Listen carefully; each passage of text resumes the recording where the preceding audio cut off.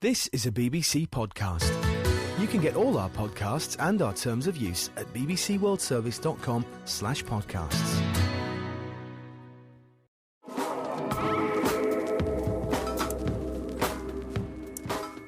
BBC World Service. Welcome to the Y Factor. I'm Mike Williams, Pisces.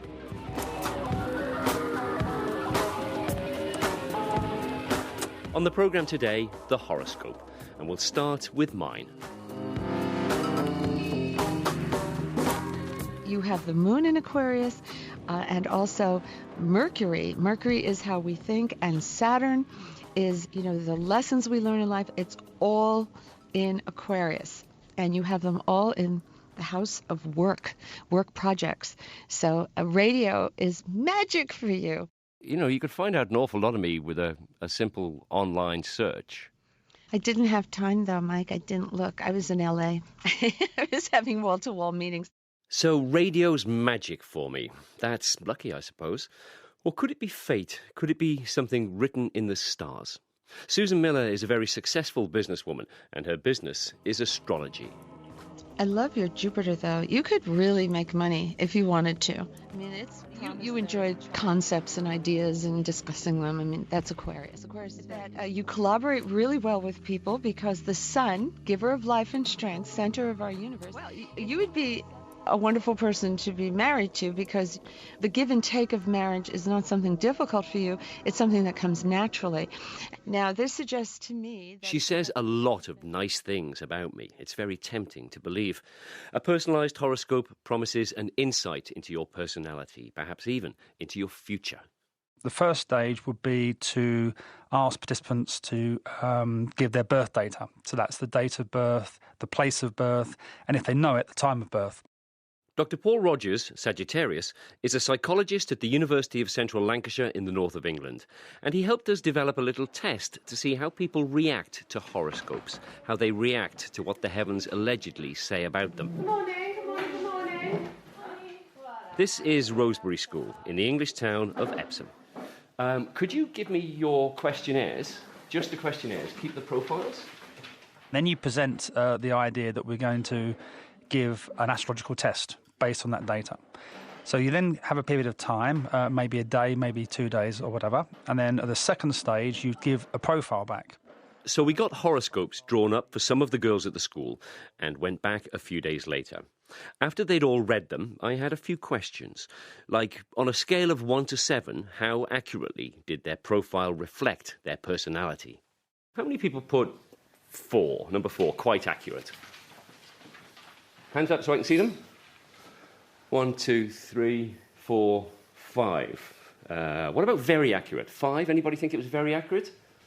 1, 2, 3, 4. Perfectly accurate. Any perfects? No perfects. More of you think that it's quite accurate or very accurate rather than just a bit accurate. Okay, thank you. But there's a catch. I wasn't being honest with the schoolgirls, and I haven't been honest with you either. We'll come back to the test later.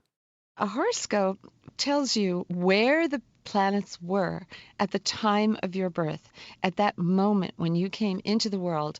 It doesn't matter if you were premature or late. It was when the cord was cut and you began breathing on your own.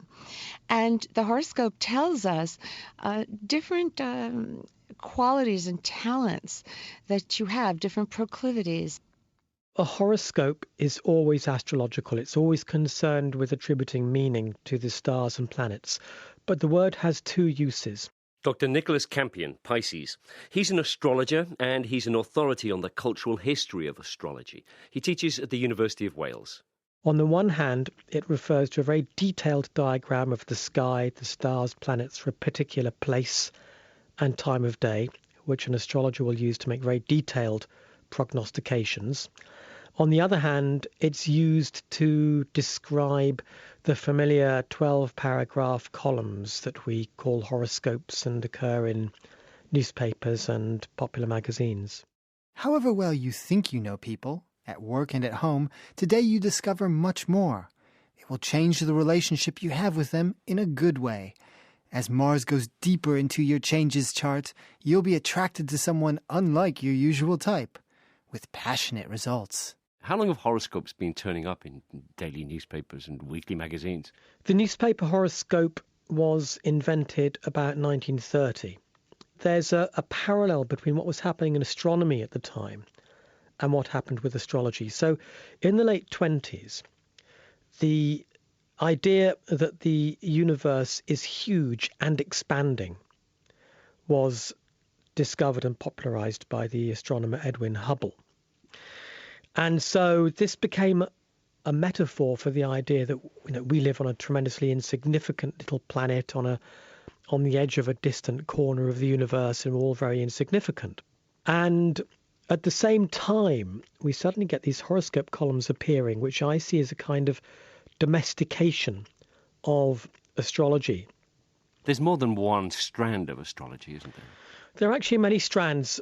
I see it as a global phenomenon because all traditional cultures have a way of seeing meaning in the stars, arranging their society according to some sort of celestial order. But in three cultures, we had very sophisticated, complex systems developing. One was in Central America with the Aztecs and the Maya. One was in the Middle East, and a system which then spread westwards to Europe and eastwards to India. And the third was in China. We're discovering more and more about the history of Chinese astrology. It seems to have developed around 2,000 years ago. But yes, it's very similar to the way it's always been. It's a very traditional practice. Traditionally, Chinese astrologers would have advised the emperor on the correct actions to take. But now, of course, Chinese astrology is very associated at a popular level with the 12 animal signs, so people know whether they were born in the year of the snake or the horse or the rabbit, and that's normally how it's known now. Dr. Campion was born in the year of the snake. I'm a rabbit. In India, the system which is practiced now is fundamentally the same system you would have encountered if you'd gone to a temple 2,000 years ago. Do you think if you gave my birth date, my time and place of birth, to astrologers from the three different major schools, that they could possibly come up with the same thing, the same ideas? You should get different readings precisely because the astrologers themselves claim often be using different systems that are sometimes superior to each other. They don't all agree that their systems are equally valid. There are many roads to truth, but they should all lead to the same place. We should have someday 3 astrologers read your chart and compare what they say. I've never done that, and I think that would be a wonderful experiment. But theoretically, they should come to the same conclusions, yes. Do you think you'd be up for that? I'm up for anything you would ask me to do, yes. Around the world, people are still basing important decisions on the arrangement of the heavenly bodies. Let's meet 2 of them. Coming up, a Frenchman who lives in England and who lives his life by the Chinese horoscope. But first, V.S. Parthasarathi, who lives in the city of Chennai. He was born under the star of Vishakam. In my case, it dates back to my father, who was a very firm believer in the horoscope. Up to the time I left college, and up to the time I got married or I got a job or something like that, everything was determined with reference to the horoscope. Now every decision has been taken with reference to that. You start believing that it has some role to play in your life, whether you believe it or not, whether it is rational or not. For example, if you want to fix the marriage of your child, you start with the horoscope. You exchange it with the horoscope of the boy you are planning to marry your daughter. So if the comparison is good and not adverse, you proceed further. Otherwise, it stops. My name is Laurent Langlais, and I'm French, as you can hear. He's Pisces, the fish, but it's the fire dragon that guides his life. I follow Chinese astrology, and I'm also a feng shui master. One of the biggest life decisions I make based on my own horoscope, my own chart, is basically to decide when to focus on work, on making money, on when to focus on traveling, on basically entertainment. I've been traveling the world for more than 10 years while I'm still working. And for example, knowing my own chart, last year was a good year to take half the year off and not necessarily to make money. So that's what I did. I went to travel Latin America for 6 months. So knowing my own timing empower me to make good decision and basically go with the flow. And this is the key of astrology. It doesn't take away your free will. This is a very important part. But once you know the universal timing and once you know your own timing, you can basically go with the flow rather than trying to swim upstream. There is a strange relationship between astrology and religion. At some times and in some places, the two are intimately connected. Elsewhere, there is great tension. In the Christian world, astrology has always had a very difficult relationship with religion. The Christian churches tend to either be overtly hostile to astrology or just uncomfortable with it, which is the position you'll more likely find in the Anglican Church, in the Catholic Church. Some astrologers say astrology is a religion. Some critics of astrology say astrology is a kind of religion, in that it's a system which takes over people's lives and provides a universal system to help them run their lives. Who's the chattiest person in this room? Katie. Okay. Katie, back at Rosebery School, I had a confession to make. But first, I asked the girls to read their profiles out loud. Katie, could you just read out your profile to me? Some of your aspirations tend to be pretty unrealistic. At times you are extroverted, affable, sociable, while at other times you are introverted, wary and reserved. Why don't you pick up? You pride yourself on being an independent thinker and do not accept opinions without satisfactory proof. Disciplined and controlled, you tend to be worrisome and insecure on the inside. While you have some personal weaknesses, you are generally able to compensate for them. The truth is that the horoscopes we gave them were fake. And more than that, they were all identical. It's called a Barnum profile, after the American showman P.T. Barnum, who said that his circus had something for everyone. Phrases like, at times you're extroverted, affable and sociable, while at other times you're introverted and reserved. That, surely, is everyone. People are willing to accept a well-worded description of themselves, particularly if it's vague, general and flattering.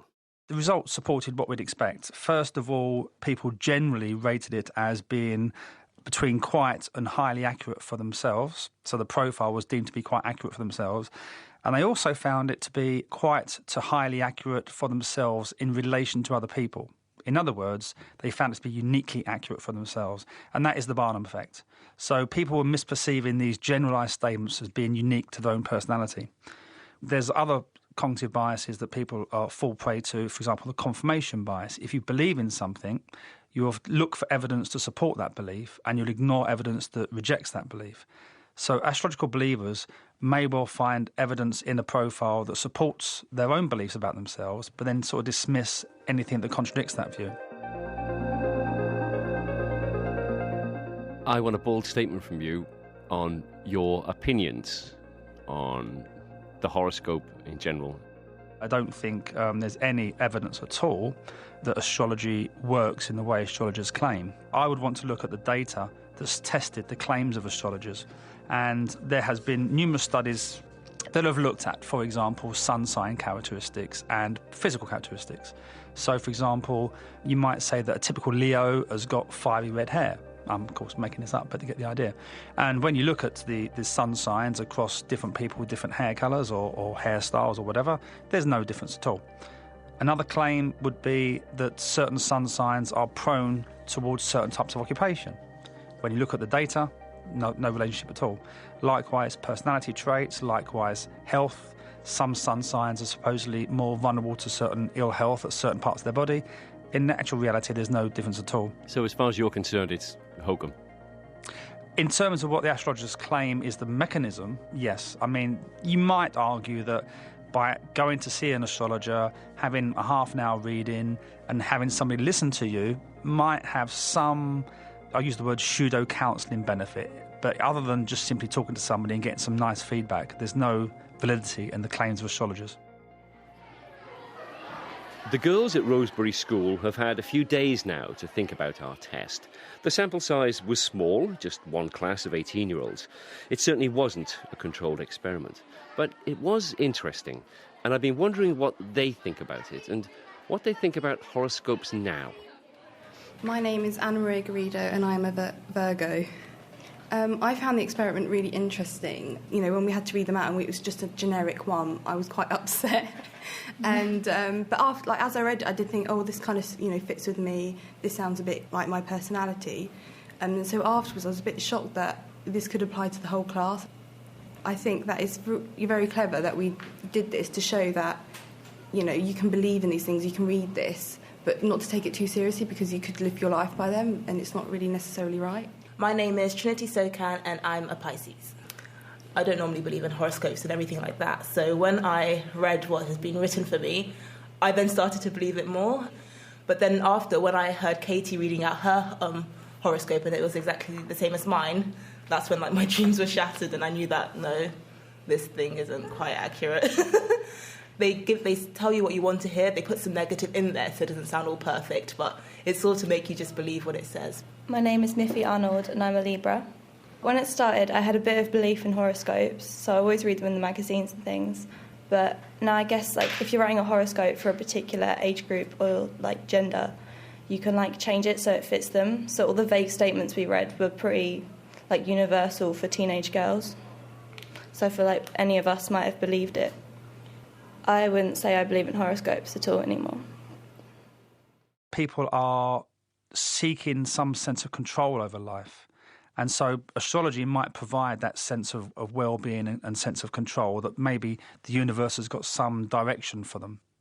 The best way to see astrology is probably as a storytelling system which gives people meaning in their lives. And so, in a way, sort of form a very ancient but living mythology. That, for me, is part of the fascination, that we've got a system that predates modern science considerably, but it appears to be still flourishing, as if it fulfills some kind of need. It just makes my life more interesting. But it's like a weather forecast. If you know it's gonna rain, you can choose to take a raincoat or an umbrella, or you can choose to stay at home, or you can choose to dance in the rain. 3 different decisions, 3 different outcomes, but it's still gonna rain regardless.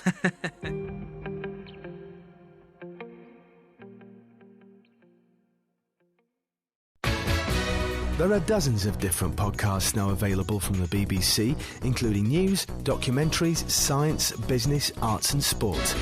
For details of them all, go to bbcworldservice.com/podcasts.